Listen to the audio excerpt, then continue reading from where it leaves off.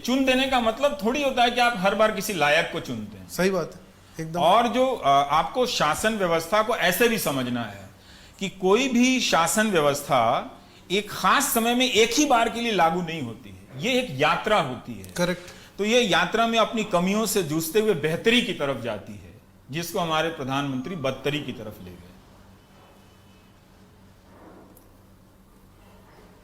कोई पूछता नहीं कि जब देश ने आपको इतना प्यार दिया, आपने उस देश में इतना नफरत कैसे बो दिया, क्यों बोने दिया आपने। अब आके मोहन भागवत कह रहे हैं कि नहीं नहीं, जो बोलेगा पाकिस्तान चले जाओ वो हिंदू नहीं है। तो फिर अमित शाह बिहार की रैली में क्या कह रहे थे, फिर गिरिराज सिंह क्या कर रहे थे, फिर यहां पर दिन रात रैलियां होके क्या हो रही थी। करेक्ट। कि उनके मोहल्ले में करंट लगा दो, तब कहां थे मोहन भागवत।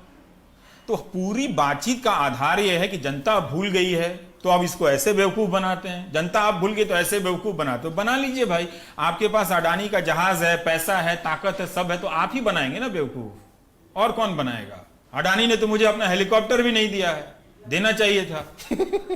आप दो चार रैलियां मैं भी कर लेता हूं उनके पीछे पीछे। आप पर्सनली हर्ट लगते हो मेरे को। पर्सनली की बात नहीं है, इतना अच्छा प्यारा देश अगर आपने उसको झूठ कैसे बर्बाद कर दें तो बोलेगा ना कोई। मैं नहीं कह रहा कि मैं ही कोई इस देश में सत्यवादी हरिश्चंद्र हूं, लेकिन वो दिख तो रहा है ना। सही बात है। उस झूठ पे पर्दा डालने के लिए कितना आयोजन हो रहा है, बताइए जरा सा।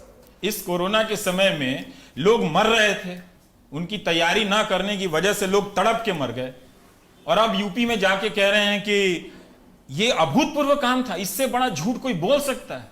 कौन बोलता है इस तरह का झूठ, किस लिए बोलता है? अभी तो कोई लोकसभा का चुनाव ना हो रहा, जिस तरह से आप पहले चुप थे अब भी चुप रहते। पूरे देश के सामने आप बोल रहे हैं यूपी ने अभूतपूर्व काम किया है।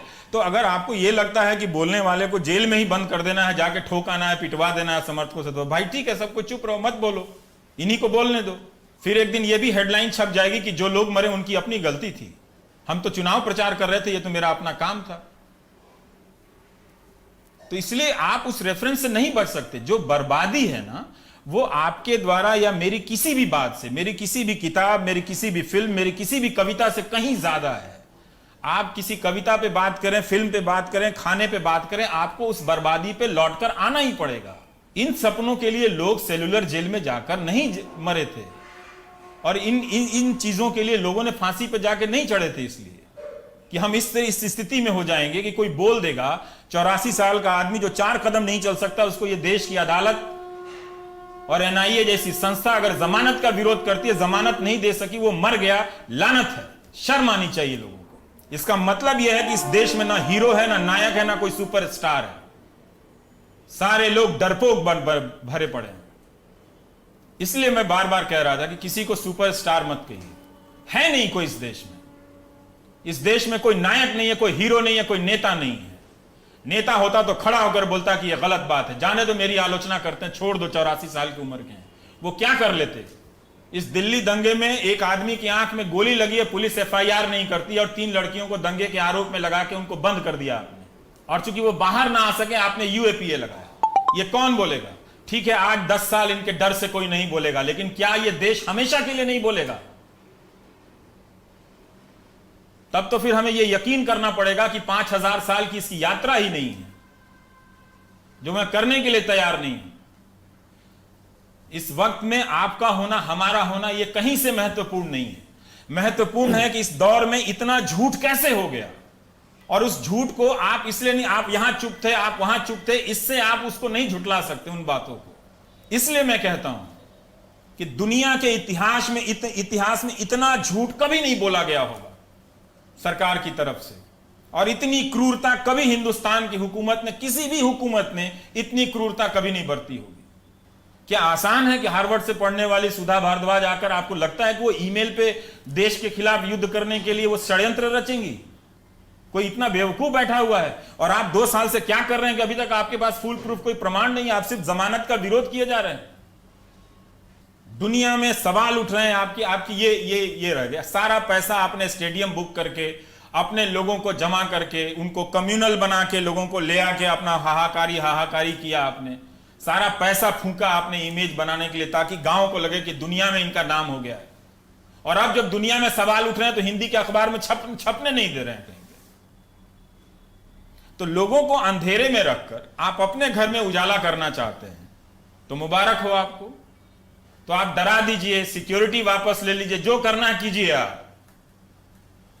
आप जो कर सकते हैं वो आप कीजिए। तड़पा के मारना है तड़पा के मार दीजिए, टांग के मारना है टांग के मार दीजिए, जो आप कर सकते हैं वो आप कीजिए। लेकिन इसके बाद भी आप दुनिया के किसी मेज पर सर उठाकर बात नहीं कर सकते कि हमारे यहां इस तरह का मीडिया है।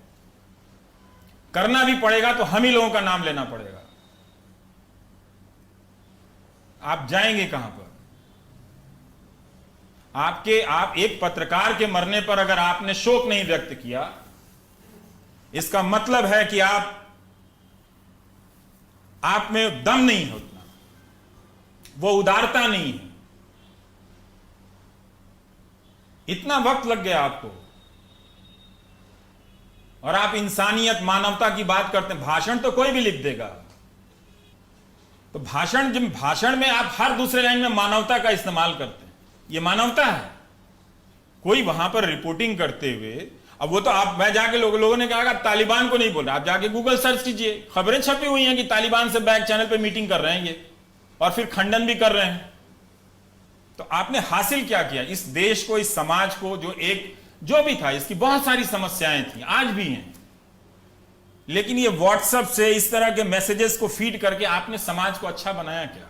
नायक वो होता है कि जब वो पहुंचता है उस मंजिल पे, तो समाज में एक तरह की नैतिकता की स्थापना करता है। इन्होंने किस तरह की नैतिकता की स्थापना की? लखनऊ में इनके पार्टी के लोग, आरएसएस के लोग लिखकर मर गए कि वो गिड़गिड़ाते रहे, एम्बुलेंस नहीं मिला, अस्पताल नहीं मिला, लेकिन फिर भी जाकर उसी पार्टी का सबसे बड़ा नेता कहता है कि अभूतपूर्व काम किया गया।